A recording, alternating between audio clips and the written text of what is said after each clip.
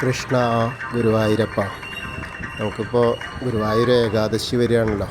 ഏകാദശിയുടെ കാര്യം പറയുമ്പോൾ ഗുരുവായൂർ ഏകാദശീനെ പറ്റി പറയുന്ന ഏതൊരാൾക്കും ഒഴിച്ചുകൂടാൻ പറ്റാത്ത ഒരു കാര്യമാണ് ഗുരുവായൂർ കേശവൻ്റെ കാര്യം.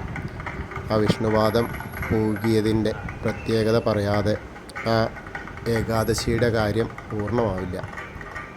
ശരിക്കും പറഞ്ഞാൽ കേരളത്തിൻ്റെ മുടിചൂടാമന്നൻ ഗുരുവായൂരപ്പൻ്റെ പ്രിയപ്പെട്ട ഗജകേസരി വിടവാങ്ങിയിട്ട് 48 വർഷമായി. അതായത് 1976 ഡിസംബർ 2 ഗുരുവായൂർ ഏകാദശി നാളിലാണ് ഗജേന്ദ്രമോക്ഷം നടക്കുന്നത്. കേശവൻ എന്ന് പറയുന്ന പുണ്യ ആത്മാവിൻ്റെ 55 വർഷം ഗുരുവായൂരപ്പനെ സേവിച്ചു. കേശവൻ്റെ മരണം ആരിലും രോമാഞ്ചവും ഭക്തിയും നിറയ്ക്കുന്ന സംഭവം തന്നെയാണ്. നവംബർ 30 ദശമി വിളക്കിന് ക്ഷേത്രവും പരിസരവും നെയ്വിളക്കിൻ്റെ ശോഭയിൽ വൈകുണ്ഠം പോലെ തിളങ്ങി നിന്നിരുന്ന സമയമാണ്. 11 വരികളിലായിട്ട് 12,000 നെയ്വിളക്കുകൾ നാലമ്പലത്തിന് ചുറ്റും തെളിഞ്ഞു നിൽക്കവേ സർവാഭരണ വിഭൂഷിതനായിട്ട് ഗുരുവായൂരപ്പൻ ശ്രീലകത്ത് വിളങ്ങി നിൽക്കുന്നു. കേശവൻ ആ സ്വർണ്ണക്കോലം പതിവിലും ഉയരത്തിൽ തലയിലേറ്റിയിരിക്കുന്നുണ്ട്. പെട്ടെന്ന് ആ കേശവന് ഒരു തളർച്ച, ഒരു വിറയൽ, വായിൽ നിന്ന് വെള്ളം ഒലിച്ചിറങ്ങി. എല്ലാവരും പരിഭ്രമിച്ചു. ആ സ്വർണ്ണത്തിടമ്പ് മേൽശാന്തി പാറ്റാനായിരുന്ന കുട്ടിക്കൃഷ്ണൻ്റെ ശിരസിലേക്ക് നൽകി. കൊടിമരച്ചോട്ടിൽ നിന്ന് ഗുരുവായൂരപ്പനെ അവസാനമായിട്ട് കേശവൻ കണ്ടു തൊഴുതു. തെക്കേ നടയിലുള്ള കോവിലകം പറമ്പിലേക്ക് നടന്നു. അതായത് ഇപ്പോഴത്തെ ശ്രീവത്സം ഗസ്റ്റ് ഹൗസ്, ഈ കാണുന്ന സ്ഥലം. ക്ഷേത്രത്തിന് അഭിമുഖമായിട്ട് കേശവനെ തളച്ചു. ക്ഷേത്ര കൊടിമരം നോക്കിയിട്ട് ആ കേശവൻ അനങ്ങാതെ ഒരേ ഒരു നിൽപ്പ് ഇങ്ങനെ നിന്നു. പിറ്റേ ദിവസം ദശമി വിളക്കായി. കേശവൻ ഉപവാസത്തിൽ തന്നെ. ഒരു തുള്ളി വെള്ളം പോലും കുടിക്കുവാനുള്ള അച്യുതൻ നായരുടെ അപേക്ഷ പോലും ചെവിക്കൊണ്ടില്ല.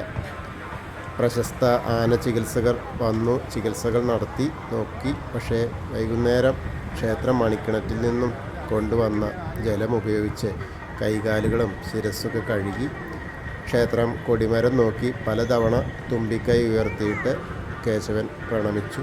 അങ്ങനെ ആ രാത്രി കഴിഞ്ഞു. രാവിലെ 3 മണിയായി.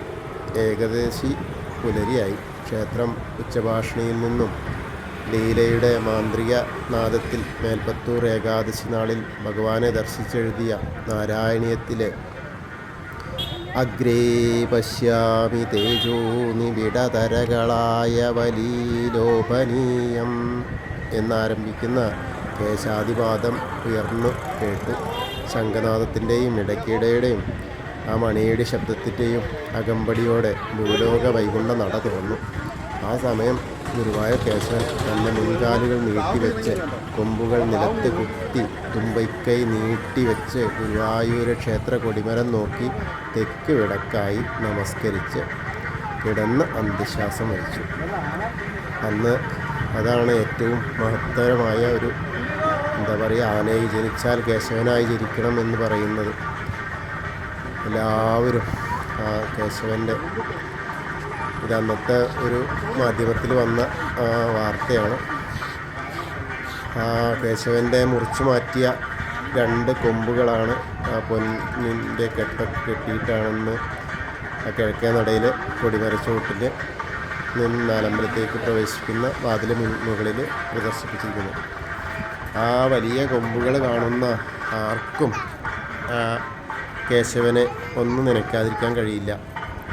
എല്ലാ വർഷവും ദശമി ദിവസം കേശവൻ അനുസ്മരണം നടത്തപ്പെടുന്നു. അവൻ ചരിഞ്ഞ സ്ഥലത്ത് കേശവൻ്റെ അതേ ഒഴുപ്പിലുണ്ടാക്കിയ രൂപത്തിൽ ഇളമുറയിലെ ആനകൾ ആദരവ് അർപ്പിക്കുന്നു.